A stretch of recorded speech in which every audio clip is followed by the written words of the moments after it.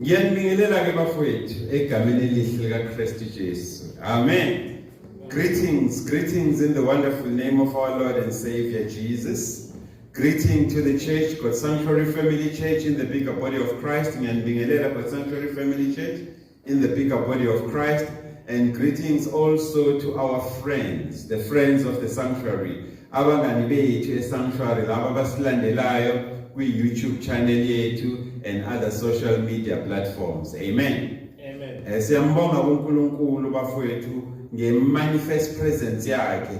Siyambonga uNkulunkulu ukuthi kini bekanye nathi ebukhoneni bukaBaba uNkulunkulu. Lapho sihlala khona enyaweni kaKristu Jesu and sithi empty our hearts, sithi bow the knee of our heart, sigebise idolo lenhliziyo yethu ngokuyithoba ukuze sifundiseke. Hallelujah. Mase siba ngabafundile ezintweni zakamoya. Hallelujah. Ngoba izinto zakamoya kufanele uthi avail yourself in the spirit. Akudingi ukuthi uye college. Hallelujah. Ezintweni zakamoya you avail yourself in the spirit so that uNkulunkulu ngomoya wakhe ahlangabezane nawe in the spirit. Then akuthathe in the spirit ayokufundisa izinto zakwamoya, the spiritual things, ukuze ukwazi ukuthi compare spiritual things with spiritual. Hallelujah. Sibizelwe lokho ke thina njengebandla esanctuary bafowethu ukuthi noma singaba khona enkonzweni, noma singaba khona endlini yokuthandaza, kodwa umthetho uNkulunkulu asibekele wona ukuthi God Sanctuary Family Church, mina uNkulunkulu ngingumoya. Uma ngingumoya, ngumoya ongcwele. Kunendlela ethile engiyilindele kinina ukuthi ningikhonze niphinde ningidumise ngayo. Kumele ningidumise ngokweqiniso nangokamoya. Ingakho all the time uma sihlangene la esanctuary in the upper room egwinjini eliphezulu, we empty ourselves. Siyazi emptisha, siyazineka ukuthina phambi kwaBaba uNkulunkulu. Hallelujah. Ukuze uNkulunkulu afeze intando yakhe ngathi. Hallelujah. Thatha yamodimo iphetheke kaluna. Amen. Intando kaNkulunkulu iphetheke ngathi. Hallelujah. Iphetheke nangani. Amen. Hallelujah. Singakhohlwa ke bafowethu kumbonga uNkulunkulu for injongo ka-2023 asinike yona as ibandla God Sanctuary Family Church in the bigger body of Christ. La uNkulunkulu esinike khona i-assignment yokuthi asiphume siyowona abantu. uNkulunkulu uthe asiphume nkalo zonke, siphume ngamathafa onke, siyoxwayisa abantu ukuthi noma ungahlangabezana nasiphi isimo sempilo, noma ungahlangabezana nayiphi inhlobo yomzima, gada ukuthi ungafinyeleli la unquma khona empilweni yakho ukuthi uNkulunkulu akekho. Hallelujah. Ngoba uNkulunkulu uthi siwula kuphela, isiphukuphuku kuphela. Only a fool resolve in his heart, isiphukuphuku kuphela esinqumayo enhlizweni yaso ukuthi uNkulunkulu akekho. Hallelujah. So asingayeki ke bafowethu, asingaphezi ukuxwayisa. Let us not stop ukukhalima abantu. Let us not stop to warn people of the pending danger of decisions that they make as it relates to God. But uNkulunkulu akekho. Asibaxwayise ke bafowethu abantu and singabi namahloni ngalo Kristu Jesu wethu. Hallelujah.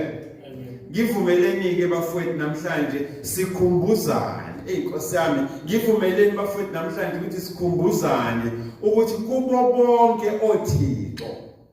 Get this loud and clear. Amen. Kubo bonke oThixo akekho ofana noNkulunkulu wethu. Hallelujah.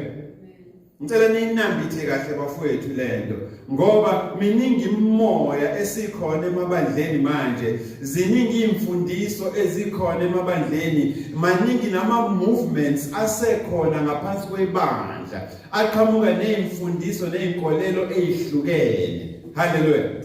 But uNkulunkulu namuhla uthi asikhumbuzaneni ukuthi kuwo wonke lamawungewunge emoya, kuwo wonke lamampungempungo ama-doctrine nama-philosophy agcwele la emnyango, yazini God Sanctuary Family Church nikumele futhi lokhu ukuthi thina nendlu yethu, mina nendlu yami, akekho omunye uJehova siyakumkhonza ngaphandle kwalo odalile izulu nomhlaba, of which thina siumsebenzi wezandla zakhe and a sheep of his pasture, siyizimvu zedlelo lakhe.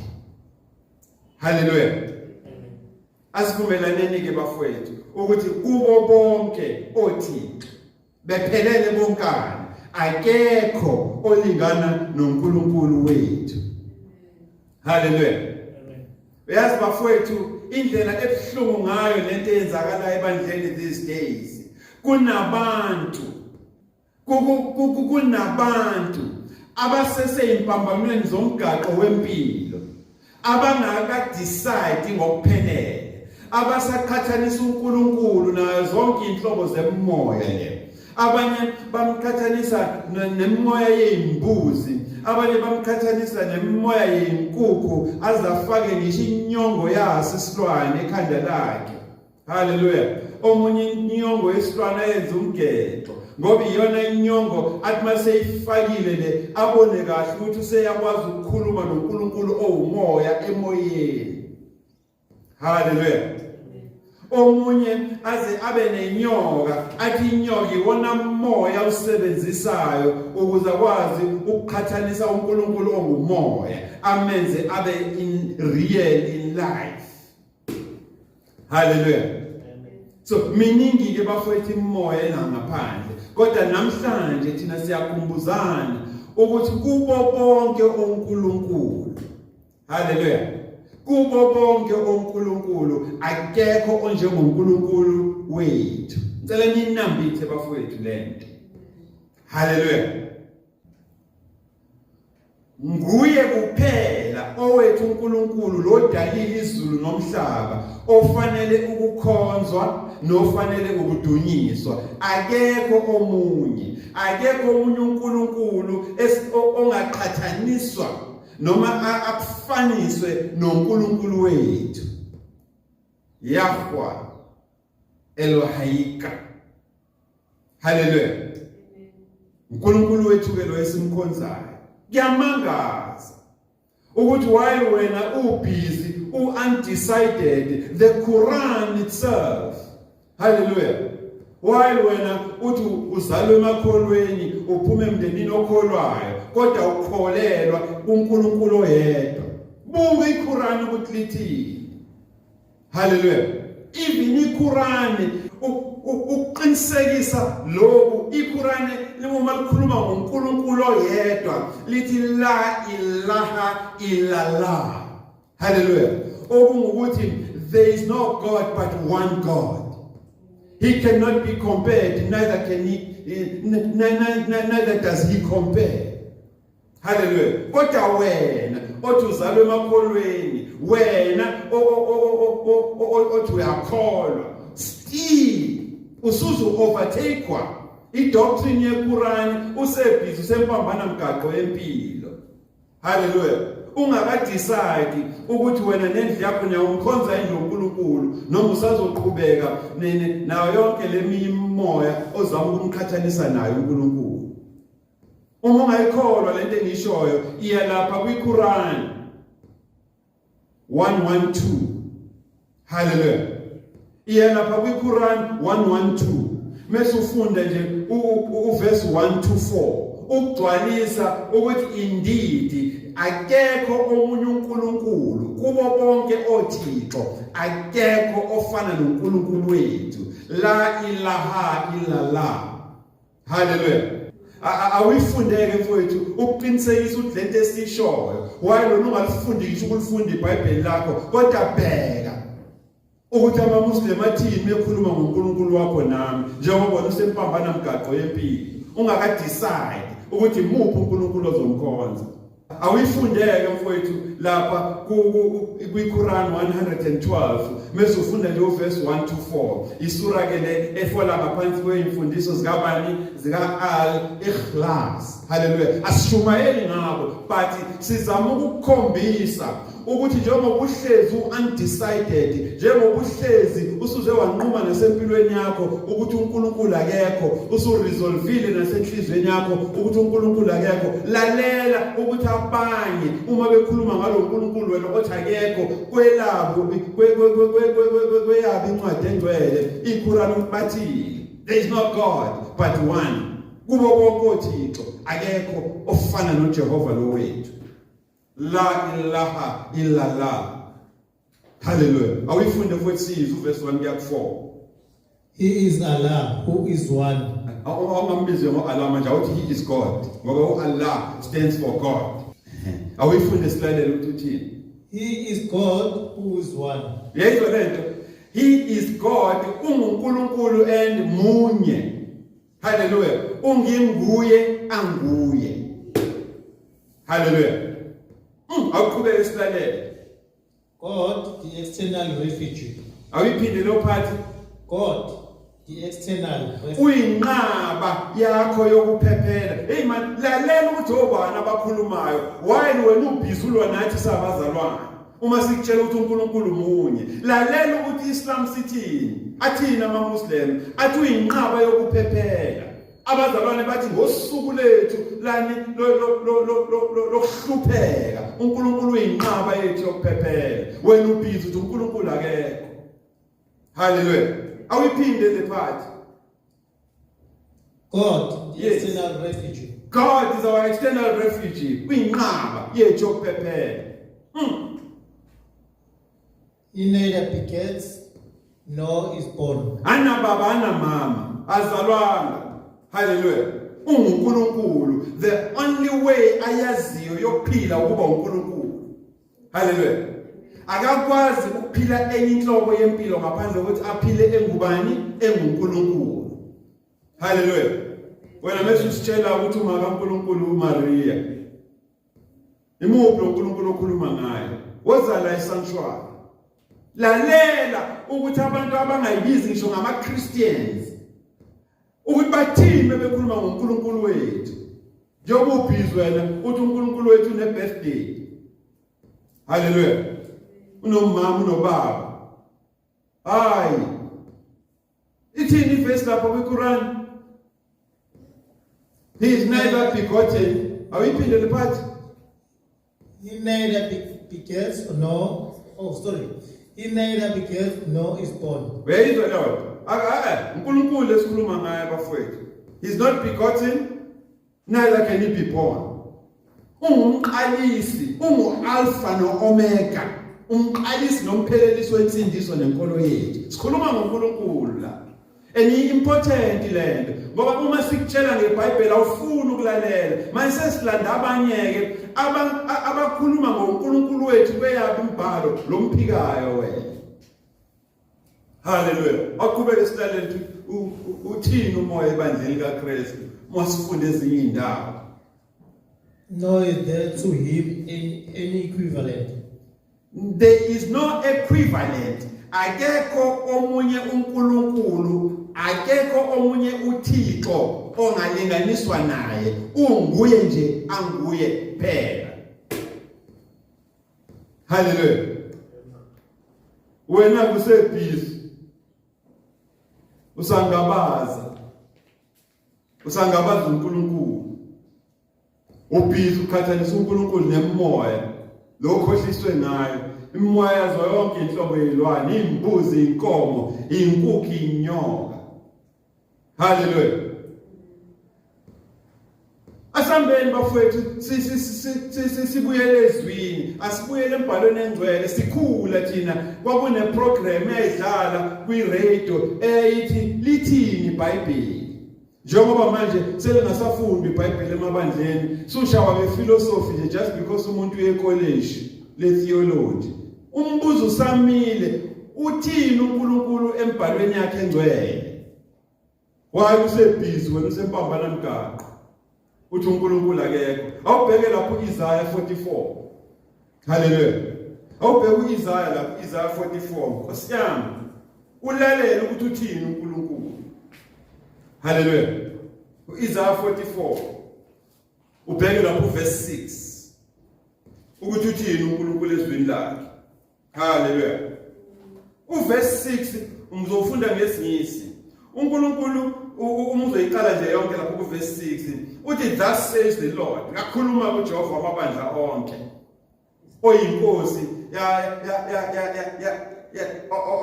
of the Yasharel. Remember thina sikhuluma ngeYasharel lesikhuluma ngoba sikhuluma ngabantu who availed themselves, abavumile ukuthi babe separated, babe kwencane uNkulunkulu ababekele ukufeza intando yakhe ngabo. The Yasharel, a people who have allowed themselves to be separated unto God's will for God's own leisure, through whom God will fulfill his purpose on earth. That is the Yasharel. So this is our King. Yethu thina esimamukela uKristu njengenkosi nomsindisi. Amen. uNkulunkulu wethu, he is also the Redeemer, the Lord of hosts. uNkulunkulu wethu ukwazi ukuthatha isimo sentendala asiridime, ashintshe intengo yaso nobuhle bayo buvuseleleke bube yenye into. Hallelujah. He is a Redeemer. Khuluma uNkulunkulu wethu. Uthini uNkulunkulu kithina ngencwadi kaYeshaya uIsaiah. Uthi kithina, I am the first and I am the last. Besides me there is no God. Awifunde mfowethu Leopard. Usho kanje uJehova. Inkosi kaIsrael nomhlengi wakhe. Usho kanje uJehova, inkosi yalabo bavumile ukuhlangana noKristu Jesu abe inkosi nomsindisi wabo. Hallelujah. Nomhlengi wabo. uJehova wasebawodi. Usebawodi uqobo lakhe. Uthi ngokuqala, ngingokugcina. Nimzile. Kusho uJehova ezwini lakhe. Uthi mina ngiyunjani, ngingokuqala futhi ngingokugcina. Ngaphandle kwami akekho uNkulunkulu. Hallelujah. Buka ke futhi lapho Isaiah 45 bese ubuka uverse 5.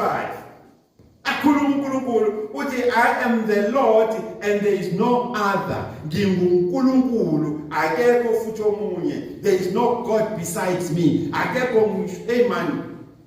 Kubo bonke othi akekho ufana nami. Awifunde ngesiZulu sizwe lapha uIsaiah 45 kodwa ufunda uverse 5. Mina nginguJehova. Naso Akekho omunye ngaphandle kwami. Hallelujah. Akekho uNkulunkulu ngiyakubhincisa ungakangazi. Yamuza uNkulunkulu uthini? Uthi mina ngiuJehova. Akekho futhi omunye uNkulunkulu ngaphandle kwami. Yimi futhi lo okuvizitayo, yimi lokuvakashela engazini kwakho. Uma ungivumele mengqonqoza eminyango wenhliziyo yakho ukuthi ngingene ngifike ngikubhincise ekungazini kwakho, mase ngikudirecta ebandleni ozoya kulona la uzofika ufundiseke khona. Hallelujah. Ngiyamuza uNkulunkulu uthini?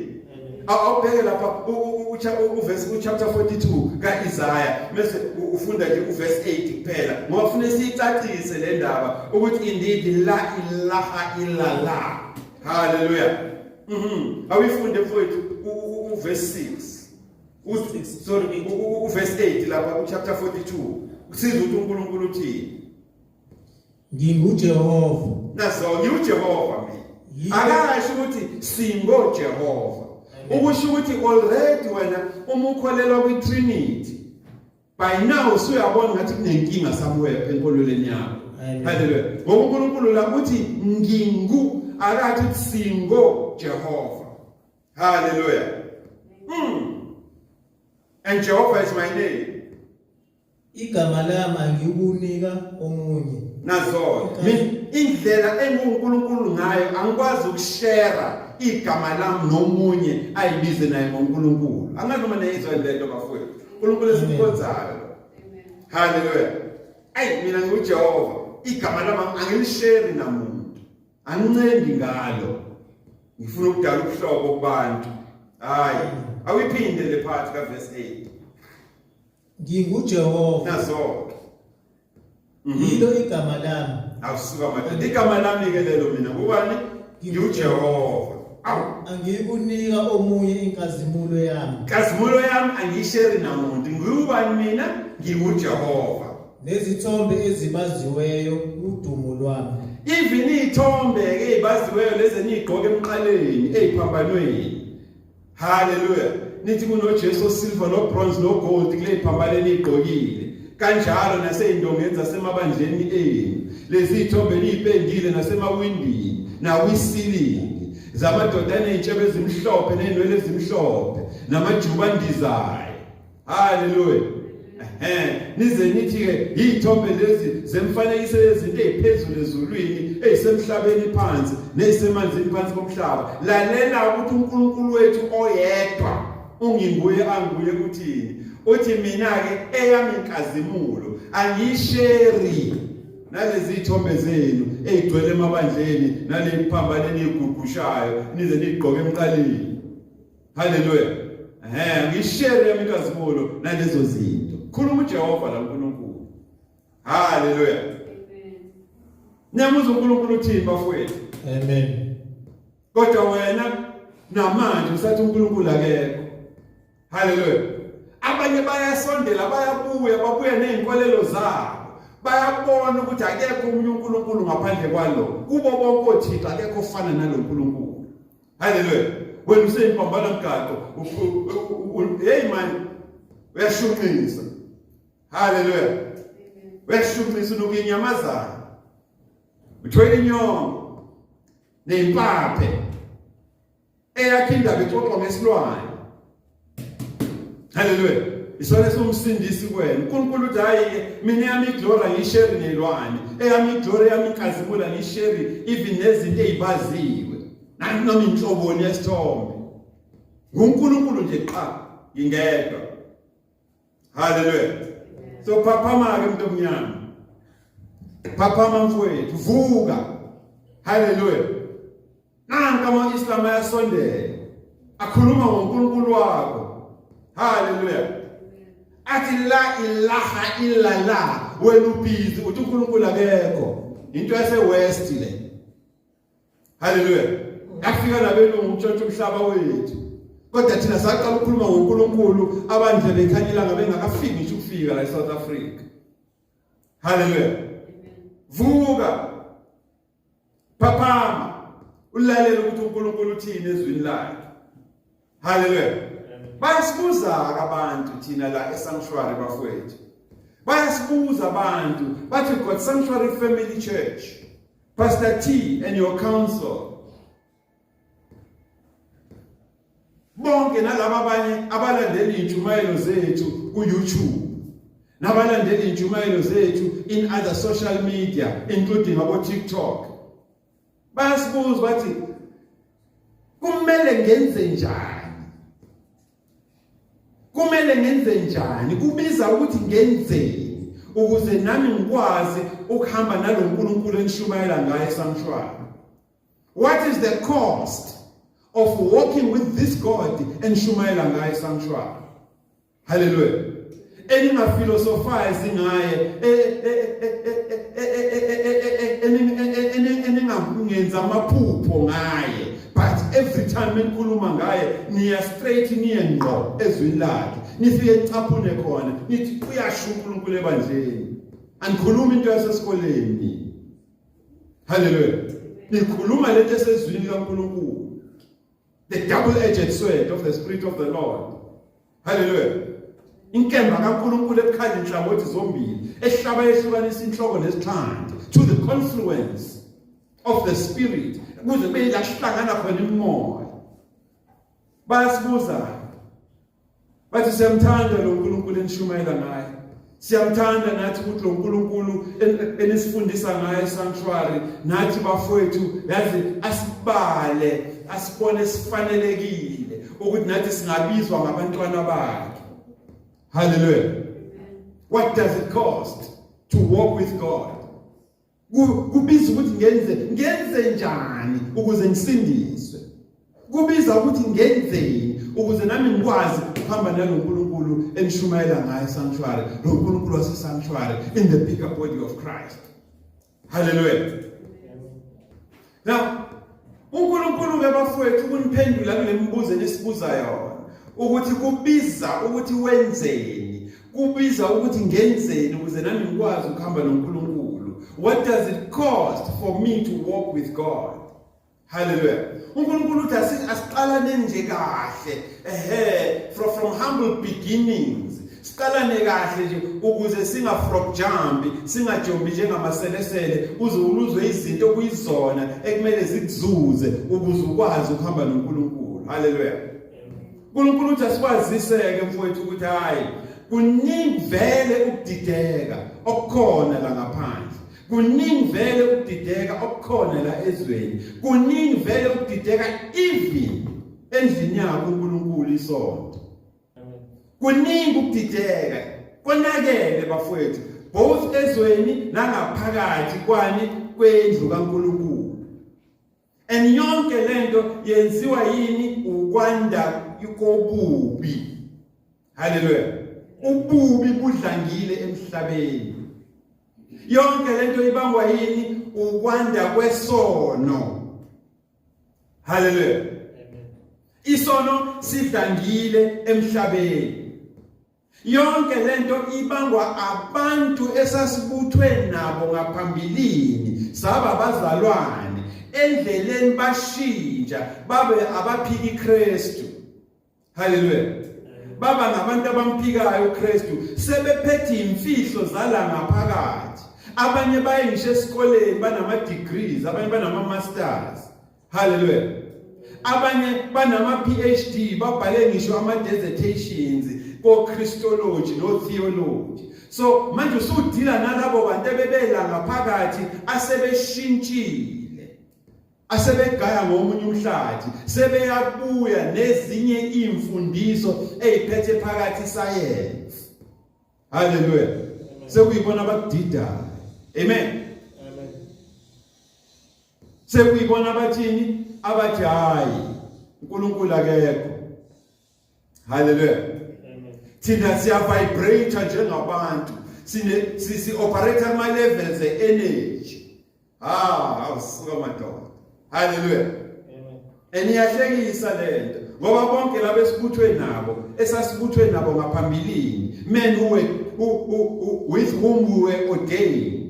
Little did we know ukuthi hayi although saba ordained nabo sagcotshwa kanye nabo, but ibona from the beginning anyway, from eqaleni they were destined for hell. Hallelujah. Babevele beyojakalasa abaqokeni isikhumba semvu. Sasicabanga ukuthi abanye bethu kanti cha. Vele from the beginning they were ordained for this cause bona ukuthi balethe ini incithakalo ebandleni likaKristu. Hallelujah. Amen. uNkulunkulu sambuleleke thina bafowethu ngomoya wakhe. uNkulunkulu sambulele thina bafowethu ngomusa wakhe. uNkulunkulu sambuleleke thina bafowethu ngenkazimulo yakhe as the stewards of his mystery, njengabaphathiswa besambulo semfihlakalo yemfindiso neqiniso. Usambulele thina uNkulunkulu bafowethu ukuthi abantu, get this loud and clear, maybe ngiqale ngesingisi khona uzoyizwa kahle. People, abantu, in their endeavor emizameni yabo to lower the standard, to lower the bar of discipleship and salvation. Abantu emizameni yabo yokwehlisa izinga lensindiso, izinga lokuba umfundi kaKristu. Abantu emizameni yabo yo corrupta. Abantu emizameni yabo yokuletha inkohlakalo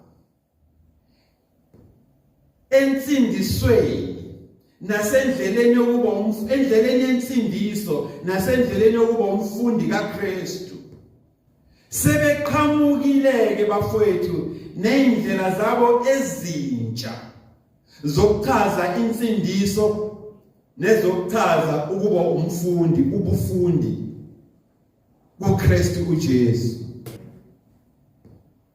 Angandidi ukuthi lesi statement engisanda ukusisho manje is very important ukuthi abantu emizameni yabo yokwehlisa istandard, abantu emizameni yabo yokuintroduce inkohlakalo ensindisweni nasebufundini bukaKristu Jesu, haleluya, sebeqhamuke nendlela zabo nama movements abo amasha, ngoba vele sasibuthwe kanye nabo labantu sinabo ebandleni, but endleleni badeviate bona baphambuka, sebeqhamuke nezabo inkolo neimfundiso manje ezendlalele kule education abanayo no Google, ngoba abaningi babo bangabasebenzisi baka Google, they are Google practitioners. Yibo manje sebetshela ibandla ukuthi hayi uNkulunkulu akekho, but wena muntu uyi-energy. We understand that we are vibrator at different levels. Kunamashakra vibrator kuwona kusukela phansi kuze kuyophuma esiphongweni ngoba kunehlo la kuwena lesesiphongweni. Hallelujah.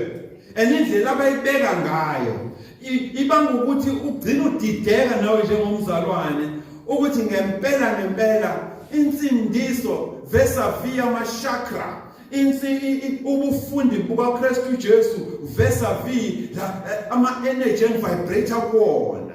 Hallelujah. Ngoba mina I am one with the universe, ngimunye nomhlaba. Hey madala. Engathi ngempela lento yenkolo nento kaNkulunkulu ayikho. Hallelujah. Ngenxa yokuthi labantu besibuthwe nabo eqaleni ukudideka kwebandla nebandla ukunaka izinto ezingenamsebenzi kudale iopportunity kulezitha zikaNkulunkulu, kulezitha zikaKristu, kulezitha zebandla ukuthi zingene ngemfantu nama-cracks eziwabonayo ebandleni, mase zingena kuwo, zithi mengena kuwo mase ziletha lezi imfundiso. Hallelujah. Zilethe lezi imfundiso lezi ezilwa nobuNkulunkulu bukaNkulunkulu, ezilwa nobuKristu buka Jesu. Hallelujah. Indlela ama-atheist, labantu abangakholelwa ebukhoneni bukaNkulunkulu asebe powerful ngayo namhlanje esontweni kuyamangaza.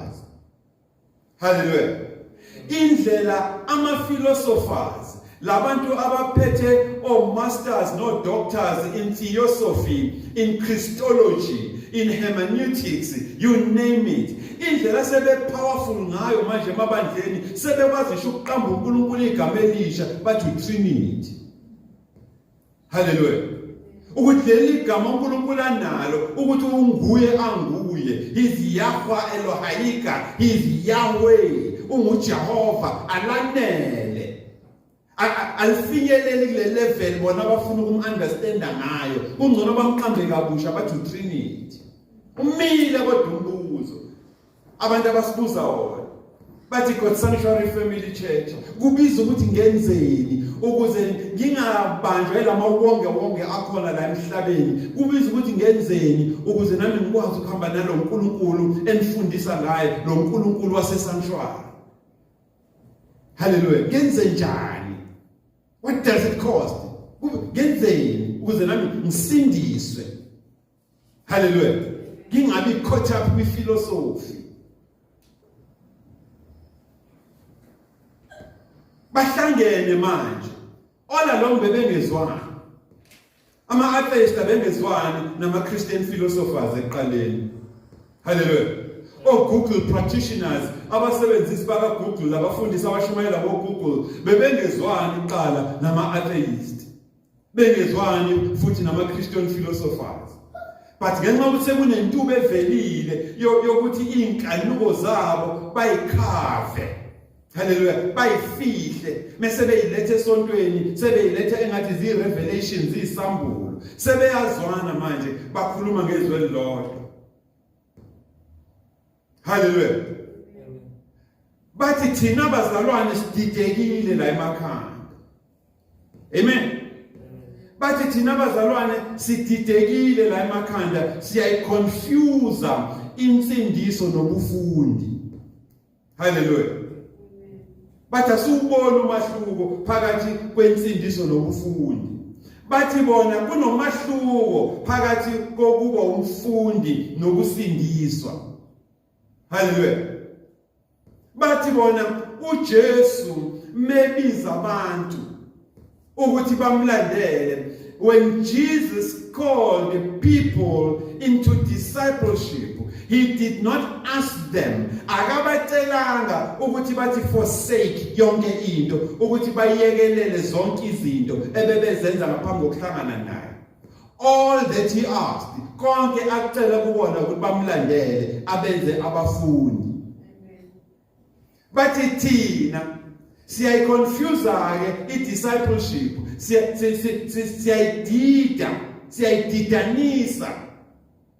siyabudidanisa ubufundi nensindiso. Ngoba thina kule nsindiso esifundisa ngayo nesishumayelayo, insindiso esishumayelayo thina njengebandla ithi yeka konke obukwenza kwipast yakho, umuntu omdala kuwe kumele afe, so that angcwatshwe noKristu ethuneni, uvuke wena usuyisidalwa esisha kuKristu Jesu. You be baptized and buried with Christ in water, in baptism, so that you emerge a new creature and a new creation in baptism. Hallelujah. But uJesu yonke lo mniningwane nemcikilisho uma ethi abantu abamlandele wayengayifuni. Hallelujah. Bathi thina sinehaba uma sikhuluma ngensindiso. Hey man, uzoyizwa kahle lento ukuthi baqondephi. Bathi sinehaba thina mesikhuluma ngensindiso. Amen. Bathi thina mesibiza abantu sibabizele ensindisweni sithi they must forsake everything. Kumele bayeke konke ebebekwenza kwipast yabo, yonke imkhuba nemgilingwane abebeyenza bayiyeke. Kodwa uKristu Jesu hayi akayishongo yena leyo nto. What was I? Hallelujah. Mnenza abafundi bami. And uzonotice abafowethu ukuthi labantu abakhuluma kanje bakhuluma bekwi-position ye-limitation, because the eyes of their spirit bakhuluma bekwi-position yokuba yingqeqe kwezikamoya.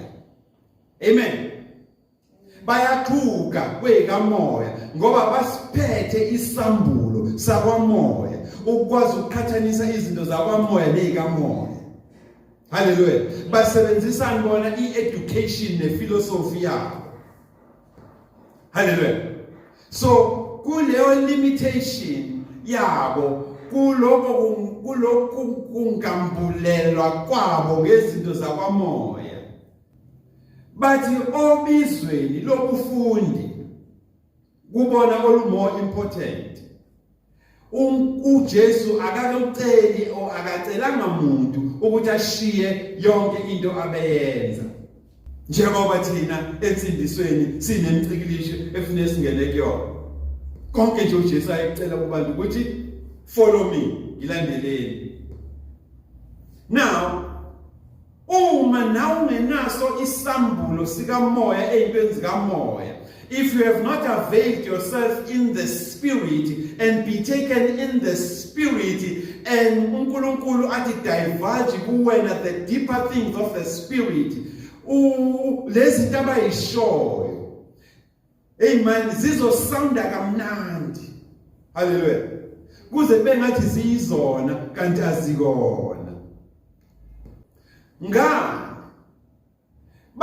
bayalibala abafowethu labantu ekuxhugeni kwabo nakwi-limitation yabo on matters of the spirit ey'ntweni kamoya. Bayalibala ukuthi thina as ama-students, thina as stewards of the mysteries of God, thina njengabaphathiswa bemfihlakalo yensindiso neqiniso kaNkulunkulu, imbhalo iyasiyala ukuthi abantu ababili, two cannot walk together unless those two are in agreement. Abantu abawu-two ngeke bakwazi ukuhambisana uma bengenako ukuvumelana. So ukuze ube umfundi uKristu Jesu mekubiza, kunezinto efanele zibe nokuvumelana kuwena nempilo entsha ne-lifestyle entsha okumele uyiphile kuKristu Jesu. Hallelujah. Insindiso bafethu deep. It's unfortunate ukuthi asisashumayeli nayo. But siyambonga uNkulunkulu ukuthi si-establish thina la e-sanctuary in the bigger body of Christ. Sakhelwe phezu kwensindiso. Hallelujah. Uma uya lapha encwadini ka-Amos, chapter 3, ufunda uverse 3, u-Amos uyasivezela ngokamoya, by inspiration of him, the Holy Spirit, the set apart spirit, Jehovah again, Jehovah uqobo lakhe. Uyasivezela ukuthi abantu ababili angeke bahambisane ndawonye uma bengenakho ini ukuvumelana. Two cannot walk together. Ngeke uzohambisane noKristu whether wena ukholelwa ekutheni uKristu ukubize ukuthi ube umfundi, but awusoze waba umfundi uma impilo yakho entsha kuKristu isafana nempilo okade uyiphila engakafiki empilweni yakho, ungakafiki nawe empilweni yakhe ukuthi umamukele njengenkosi nomsindisi. Hallelujah. Sizoyichaza bafowethu ngoba amanga kufanele sisheshe siwabone, siwashaye nge-diagnosis bese siyawahliphiza. Hallelujah. Now sihlezi-ke thina egunjini eliphezulu enyaweni likaKristu Jesu, sibuka lamanga lawa abawatshalayo enkohlakalo nenkohliso ebandleni likaKristu Jesu, bethi kunomahluko phakathi kobufundi nensindiso. Uma ingcwele uyasambulela ukuthi hayi man, kunento engekho right emakhanda labantu. Yes, siyavuma bayiphethe education, siyavuma bashayiwe bayiwe esikoleni, siyavuma besibuthwe nabo bengakashintshi babele izinto abayizona. Uyasivezela umoya ukuthi hayi ningakhathazeki, yonke lento abayishoyo bayenza ngoba befuna ukufihla amahlazo nezinkanuko zabo. Hallelujah. Lezi insindiso engabavumeli ukuthi baqhubeke nazo, ekungazini kwabo nasekuxhugeni kwabo kwezikamoya, abazi ukuthi ubufundi buyi-result yani yensindiso. Ngoba uma i-lifestyle yakho isishintshile, u-end up uba i-student sakamoya, ufunde beyond more than lento obuyifundile ungena. Hallelujah. So yonke lento abayikhulumayo hayi ngoba kuukuthi banenhloso enhle ngebandla likaKristu Jesu, noma banenhloso enhle ngawe wena obahloniphayo, ubacredite ngerespect ngenxa ukuthi bafundisiwe bawo Dr. Spanbani. Hallelujah. Yonke lento abayenzayo bayenza ngoba benzani? Befuna ukuvala futhi bafihle inkohlakalo nezinkanuko zabo. Hallelujah. Bakwenza lokhu ngoba befuna ukudlala ngemizwa nezingqondo zabantu. They want to manipulate you. Hallelujah. Bafuna ukumanipulate, bakumanage out of the system of God. Uye kulahlweni. Hallelujah. Lapho kunokukhala nokugedla kwamazinyo. Amen. Bakwenza lokhu ngoba befuna ukutshala i-corruption, bakwenza lokhu ngoba befuna ukutshala inkohlakalo ebandleni likaKristu Jesu. bangamaqili kahle kahle. Hallelujah. Amaqili lawo ngoba benza njani? They feast, bayifida njengomaskito kulabantu abangazi nalabantu abangayiniki imzuzu nembhalo engcwele. People who do not devote upon the word, kodwa bamakholwa. AmaBhayibheli abo lokhu labaclean kusukela ngo-1980 kuze kube yimanje lichazwa nje ukuthi liclean, linecover enhle. Hallelujah. Omunye azathi ngalikhisinyiswa usibanibani leli Bhayibheli, angifuni nokuthi libe njani. Hallelujah. Ungafa umuntu uma ngasafice uphenya amapage uthi akakhuluma kuhlafuna kufela. So labantu bayazi ukuthi ibandla vele aliniki imzuzu nesikhathi. They do not devote upon the word of God. Bazi inzwa bethi abaningi benu bazalwane, niqale ukwazi kahle ngeqiniso abaningi benu senila esamshwala all along beniphethe inzwa bethi. Hallelujah. Phakathi wenu bekhona nabafundiswa ukukhuluma ilimi ababizelwe esontweni kulesihlanu ntambama kwathi uzofundisa ukukhuluma ilimi. Mini amen. Sizodipa phela sikhulume nayo leyo thini. Hallelujah. Amaqili lawa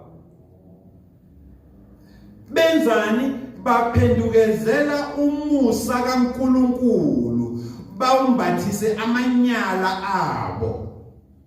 These men sagcotshwa kanye nabo abaningi babo, but sebengena emfantwini abayibonayo manje ebandleni ukuthi singayithola i-opportunity manje yokuthi siliphendule ibandla, siliphendule against uNkulunkulu.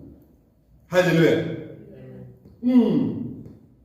They are turning the grace of God into lasciviousness. Amanyala. Baphendukezela uMusa kaNkulunkulu into amanyala. Hallelujah. Niyamuza uNkulunkulu thina ebandleni lakhe. Awuye lapha encwadini kaJuda mfowethu, ukuze uyiunderstand kahle lento, uyiqale kuverse 3 uye ku4 encwadini kaJuda. Hallelujah. Ukuthi le nhlobo yabantu esagcotshwa kanye nabo asebephendukile manje baba baphika iKristu ngenxa yescience ne-education asebenayo, bengakafundi, bengakamqambi negama uNkulunkulu ukuthi uTrinity, bengakahlangani ne-quantum physics ukuthi bona baya-vibrate at different levels. Babengayikhulumi yonke lento, but now they sebeyagooglisha, sebeyibona beyama-practitioners, bangabasebenzisi nabafundisi bakaGoogle, sebebhizi manje bayabuya bazodida ibandla, baphendula uMusa kaNkulunkulu benza amanyala, bagadeni labantu. Igilamkhuba lezi asinemicabango emihle ngawo. Hallelujah. Uthini uJuda lapha uma ufunda uverse 3 kuya ku4? Hallelujah. Ake sizwe ukuthi uthini uJuda uma ufunda lapha kuverse 3 kuya ku4.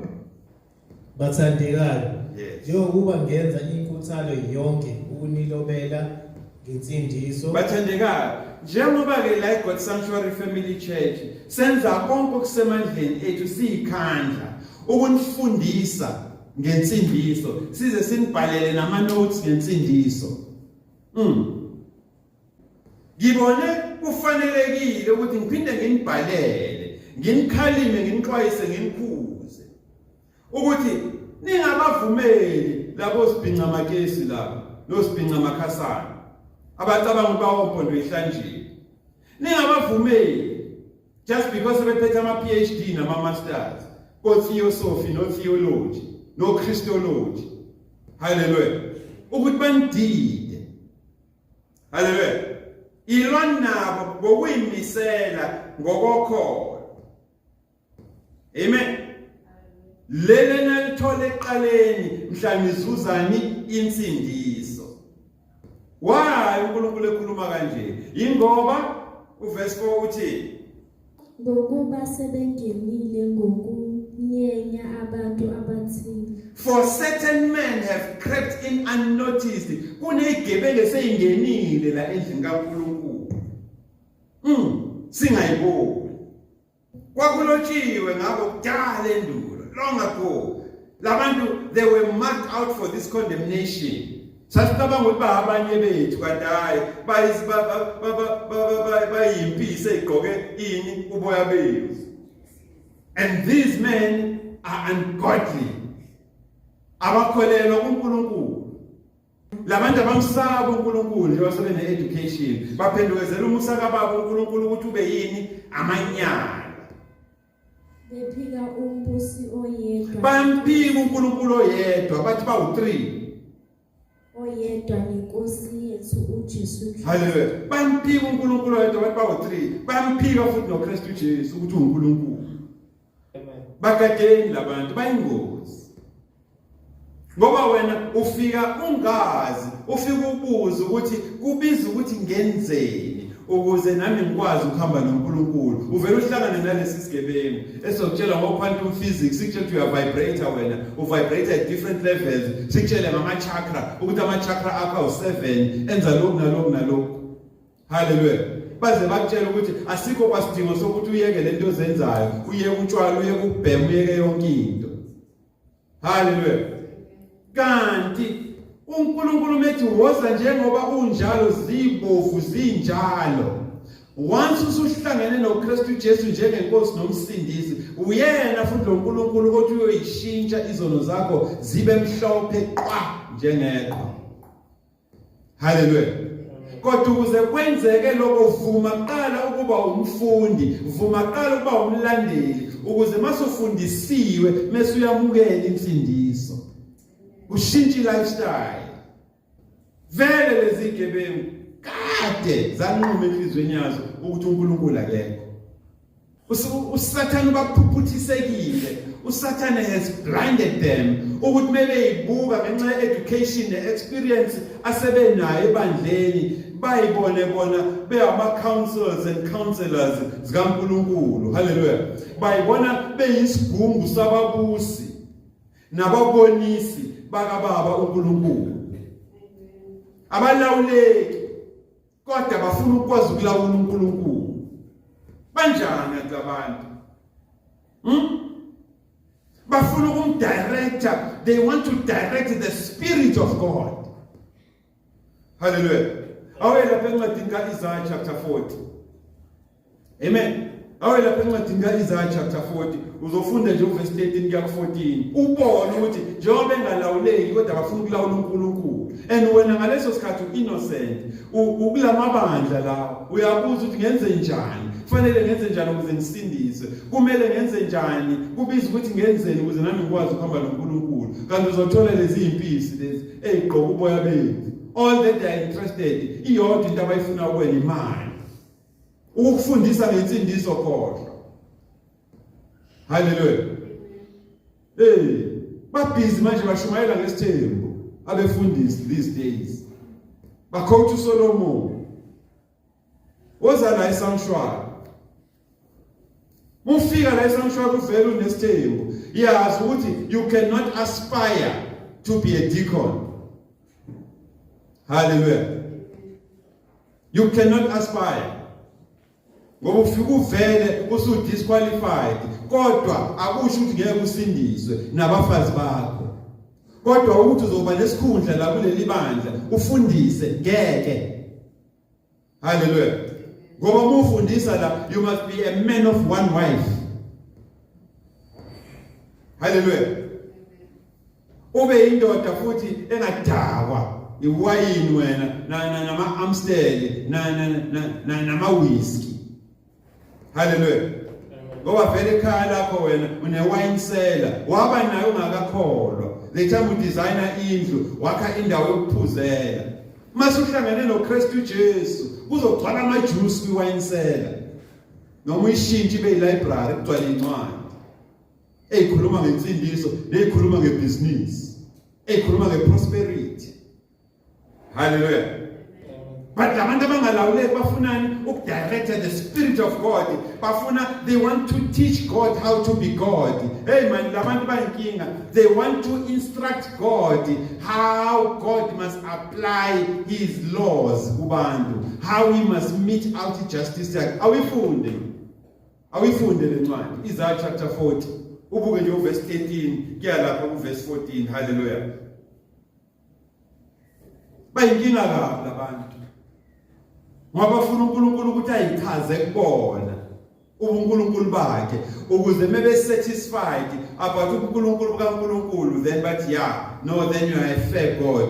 uNkulunkulu onefair. Hallelujah. Bafuna uNkulunkulu ayichaze kubona. Bafuna uNkulunkulu kube inkosi yami. Bafuna ukuthi uNkulunkulu acele imvume kubona yokuba uNkulunkulu.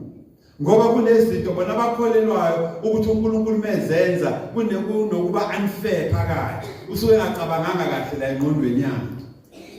Hallelujah. So ngaleyo ndlela according to them ngokwabo ukubona uNkulunkulu unfair. Just because uNkulunkulu akumnika igunya lokuthi angenza izinto ezithile. Angabhubhisa izinto uNkulunkulu. uNkulunkulu angabulala abantu. uNkulunkulu angabhubhisa umhlaba. Kusho ukuthi ingqondo kaNkulunkulu ayisebenzi kahle. Hallelujah. Amen. Kufuneke bona bahlale naye phansi bamgxeke bathi awuyichaze ukuthi ufike kanjani kule decision ofike kuyona. Hallelujah. Amen. Awifunde le part Isaiah 40 uyibuke nje from verse 13 kuya ku 14. Ngubani oqondisile umoya kaJehova? Ukhona umuntu enimaziyo ongakwazi ukuqondisa umoya kaJehova? Akekho. Munye uNkulunkulu esimkhonzayo. Hallelujah. Amen. Ayasho namaMuslim avumela thina abazalwane athi la ilaha illallah. Hallelujah. Wena ubhizi umenkombanweni zemigaqo. Munye uNkulunkulu. Ababaningi. Akekho umuntu okwazi ukudirect the spirit of God. Akekho futhi umuntu okwazi ukufundisa uNkulunkulu ukuthi abe uNkulunkulu kanjani. Amnike nama instructions ukuthi wena uNkulunkulu ukuze uapply umthetho wakho na indlela yokuapply. Hallelujah. Bamnike permission. uNkulunkulu methi ngizolibhubhisa izwe but no, you are unfair. Ufike kanjani kule decision yokubhubhisa izwe? Ungakhulumanga nathi. Abanye benu vele you were even taught nafundiswa emasontweni enu ukuthi i-definition ye prayer is when man gives God permission to intervene or interfere on matters of earth. Naze nafundiswa leyo nto loyo. Poison. Ukuthi umthandazo uma siwuchaza usho ukuthi umuntu unika uNkulunkulu ipermission, ilungelo lokuthi uNkulunkulu angangenelela into ezenzeka emhlabeni. Ngoba uNkulunkulu must be limited for izinto ezenzeka ezulwini. Nafundiswa leyo nto le udoti. Niyakhohlwa ukuthi thina esiphuma ku Sunday school sithi umhlaba wonke ungokabani? UngokaJehova. Izwe nani nokugcwala kwalo. Nguye lo uNkulunkulu osekele phezulu kwemifula wawumisa phezulu kolwandle. Akekho futhi awukhuphukela endaweni kaNkulunkulu engcwele ngaphandle kwalona ezandla engenagazi nenhliziyo engenacala. Kodwa ni busy nithi ni definition yomkhuleko is when man, physical man who is a workmanship umsebenzi wezandla kaNkulunkulu usenelungelo ngaphezulu kaNkulunkulu lokuthi manje usenganika uNkulunkulu ilungelo noma umnqabele ukuthi uNkulunkulu eze la emhlabeni. Hayi man, namaqili nina man, abakhohlisi. Wesandla esanctuary nisibizele nje futhi odede benifuna ukusichallenge sidile naleli qiniso. Hallelujah. Challenge us publicly so. Mas challenge ngosibhalela ku Facebook na ku WhatsApp. Challenge nje publicly sidile kanye nawe. Sikufundise. Hallelujah. Amen. So asikadeni ke bafowethu. Amen. Asikadeni ukuthi singabi caught up in these strange fires and strange gospels. Asikadeni ukuthi singayiboni isiphaphame sesikulama bandla afundisa lezinto. Sesikulezi imfundiso ezisifundisa zonke lezi zinto ezamanga. Hallelujah. Yabona nje moya lapha encwadini kaLeviticus chapter 10. Embhaleni emdala ke uLeviticus ibiza ngoVayikra, hayi Viagra. Vayikra. Hallelujah. Leviticus chapter 10. Amen.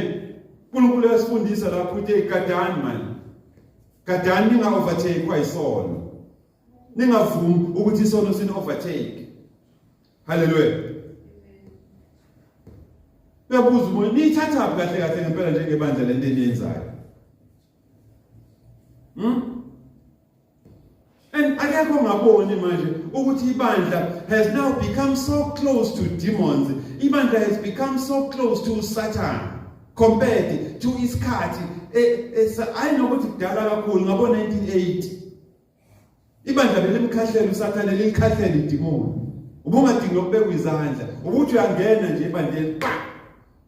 Moya ingcwala libeke phansi idemoni. Hallelujah. Manje sekuvele kuma inkunzi nje kaPastor osuthi amaso ongazilutho athi bonke who are demon possessed come to the front.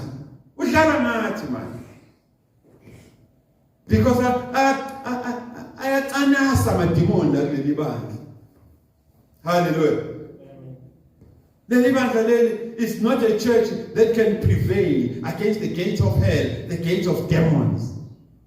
Alisakwazi ibandla namuhla ukumelana nesono, alisakwazi ukumelana namademoni, alisakwazi ukumelana namasanga esihogo ibandla namuhla. Can you imagine all those bazalwane who are demon possessed uzane front isizonthandazela in there? Shut up and sit down. Hallelujah. We are so close. Bezo uNkulunkulu uthi ungebi ungafakaza amanga ngomakhelwane wakho. Ungamfisa umfazi wemakhelwane wakho nenceke yakhe nendoda yakhe nembombolo nenkabi yakhe nanoma yini ngomakhelwane wakho. Kodwa look ukuthi isonto namhlanje lenzani. We just go the opposite. Hallelujah. Nawo abefundisi bagcwele emajele nje wasikhuluma. Ba rape ingane. Balala nabafazi babantu. Hallelujah. uNkulunkulu uthi ungayikhonzi izithombe, ungayikhonzi futhi nemfanekiso. Ungayibazeli futhi neyakhe imfanekiso yokusezulwini ngaphezulu, okusemhlabeni phansi, nokusemanzini phansi komhlaba. And look, njengoba ngikhuluma nawe nje, ugqoka inkunzi esiphambano la esifubeni. Esinento ebizwa ngoJesu. Njengoba ngikhuluma nawe nje, ulalele ekhaya kwakho kunesithombe esinebodongeni esibizwa ngeLast Supper kaJesu. Last Supper. Awusazi ukuthi adwetshwe ubani. But uyakholelwa ukuthi uJesu lo lenga lapha. Amen. Omunye nje wakhuluma nawe manje kade uchilwa impepho wena esontweni leni. Kodwa wena umuntu uyayishisa impepho kuthi hayi amademoni. Kodwa bebeyishisa ngelibandla lophuma kulona unuka yona nje wangikhuluma. Amen. Hallelujah. Kwenze njani esontweni? Yini sasondelana kangaka namademoni manje noSathane? Buku uNkulunkulu uthini lapha kuVayikra encwadini kaLeviticus 10 umoya lapha kuverse 10. uNkulunkulu uthi njengebandla kufanele sihlole imoya, sihlole zonke imfundiso, sihlole manje. Sikwenzelani lo? Ukuze sikwazi ukuhlukanisa, so that we may be able to distinguish. Sikwazi ukuhlukanisa between that which is holy and unholy. Sikwazi ukuhlukanisa phakathi kwalokho clean and unclean. Hallelujah. So asikadeni ke bafowethu ukuthi singa overtake kwayisono, sibe sithi siphethe wisdom ukuhlakani kaNkulunkulu ngoba sisaba uKristu. Amen. Asingadidwa ipolitical correctness. Sifuna ukuba politically correct emabandleni. Asingadidwa ipolitical correctness. Ipolitical correctness ukuba right ngokwepolitiki does not equate to the purity of the gospel. Ukuthi iqhathanise impurity ukuhlambuluka nokuba clean kokholo uqhathanise nepolitiki no. Hallelujah. So isikhathi ke sokuthi uyibuze ukuthi kanti libandle ngikuyona likabani. Hallelujah. Ngoba phela mina ngifuna ukwazi ukuhamba noKristu Jesu. So bona sonto ndle ngikuyona. Ubani ontshontshe ikhonkwane uKristu Jesu ayitshala ebandleni lakhe ubani? Ngoba ibandla likaKristu Jesu kunezikhonkwane lakhelwe phezukwazo elinganyakazi noma kanjani. Yabona nje moya lapha encwadini kaMateyu. Hallelujah. Awela lapha encwadini kaMateyu chapter 16 bese siyavala. Hallelujah. Moya lapha encwadini kaMateyu chapter 16 uyiqala nje lapha ku verse 18 kuyaphansi. uKristu la uJesu ukhuluma nobani? NoPeter. Amen. Eqeda ukumbuza ukuthi anisho abantu bathi ngubani mina? Basho. Nina nithi ngubani? Wathi nyampu. Waphendula uPeter by revelation.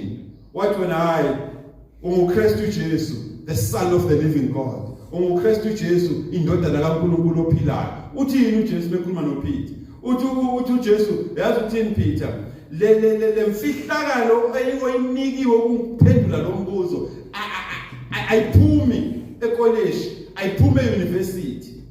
Hallelujah. Ayiphumi professor, bathi lethe ubaba uNkulunkulu kuwena. Lalela le nhlobo enje yesambulo mivela kithina siyibandla. Mina Kristu Jesu ke ngiyibiza ngetshe enzokwakhela phezukwayo ibandla lami. Amen. And kunezikhonkwane engiyitshalayo mina ebandleni lami. Ngithi number 1, the gates of hell shall not prevail against this church. Amasango esihoko angeke azaphumelele abuse awine phezukwa leli bandla. Even any tongue that rises in judgment, nolimi olulwa nani lufuna ukunikhohlisa leniphikise lithi uNkulunkulu akekho, nalo I condemn it. Hallelujah. Amen. Niyamazi uNkulunkulu uthini ebandleni bafowethu? Amen. Umbuzo ke bafowethu esibekele ukuthi siuphendule.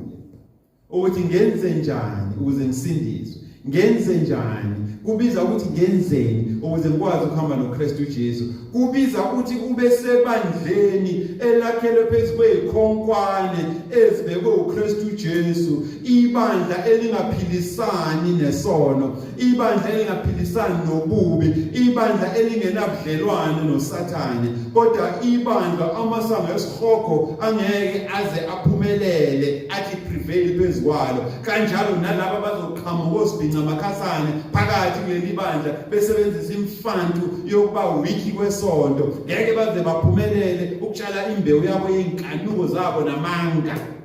Hallelujah. They will be condemned. So ngiyacabanga ukuthi by now usuyabona ukuthi uNkulunkulu usiyisaphi ekutheni sikwazi ukuyihlaziya lento njengabaphathiswa, hayi ama-philosophers, njengabaphathiswa besambulo sensindiso neqiniso, the stewards of the mysteries of God, ukuthi kahle kahle ukhona nomahluko phakathi kwensindiso nobufundi. Sesine-appointment ke for next week la sizokuveza khona manje lo, but ngiyakusola ukuthi usuyabona ukuthi cishe bangidida. Hallelujah. Stay still, always in the Holy Spirit of promise until isihlangane bafowethu uNkulunkulu anibophe ngebhande lakhe likamoya, ningashikishinyeki, nime eqinisweni lokumazi uNkulunkulu. Buka amaMuslim athini ngoNkulunkulu wakho. Walona ubhizi lokuthi uNkulunkulu uyavibrate. Muslim that hey, wake up wena muntu omnyama. La ilaha illallah, uyedwa uNkulunkulu. Lama vibrations akho ngeke akise ndawo, azokise esihogweni. Kanokukhala lokugedla kwamazinyo khona. There is one God. Hallelujah. uNkulunkulu akubopheke futhi ngebhande likamoya, iqiniso uphile ngalo until we meet again. Amen.